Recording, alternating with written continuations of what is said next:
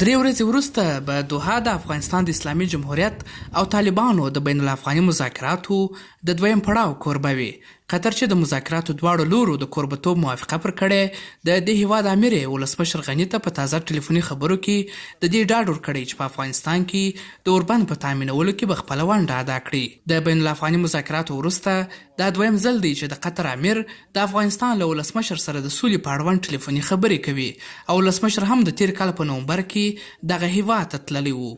د افغانستان د جمهور رئیس او د قطر د امیر په دې ټلیفوني مکالمه کې دواړو لورو د سولې د پروسې ترڅنګ پر سمدستي اوربند باندې ټینګار وکړ.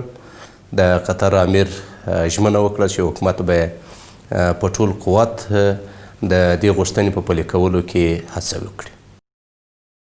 که څه هم د جمهوریت پلاوي قطر ته د تګ په اړه په رسمي ډول څه نه دي ویلي، خو د دغه پلاوي ځینې غړو بیا ویلي چې شاید د راتلونکي دوشنبې په ورځ له کابل څخه دوحې ته ولاړ سي. په ورته وخت کې د مصالحې عالي شورا وایي چې د افغانستان د جمهوریت مذاکراتي پلاوي دویم پړاو مذاکراتو ته چمتو دی او له کابل څخه د بشپړ تیاري سره به په مذاکراتو کې برخه واخلي. د مذاکره کوونکي پلاوي بحثونه او مشورې او د ملي مصالحې د عالي شورا د رهبرۍ کمیټې بحثونه او مشورې ترسره شوي دي. د ټولو له مختلفو اقشارو سره لید کاته شوي دي، د هغوی نظریات راټول شوي دي.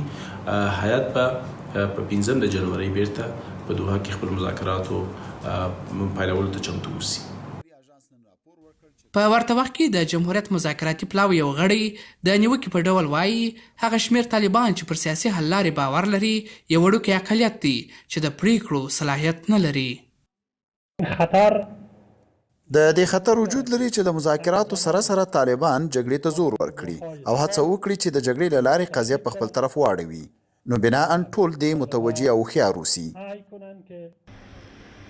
یو شمېر سیاسي څېړونکي د دغو مذاکراتو د پیل سره د جنګ د کمیدو او د هدفي وژنو د کمښت لپاره د مذاکراتي پلاوي د رول غوښتنه کوي.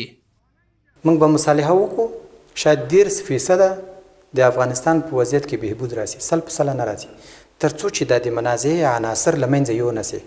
د منازعه عناصر متعدد دي، تروریزم خو زما پدیده نه ده. داسې مهال چې د جمهوریت پلاوي قطر ته د تلو په درشل کې دی، د مصالحې عالي شورا د رهبرۍ تخنیکي کمیټې یوه مسوده هم بشپړه کړه چې د افغانستان مذاکراتي پلاوي ته له طالبانو سره د مذاکراتو لپاره یو لارښود برابر کړ.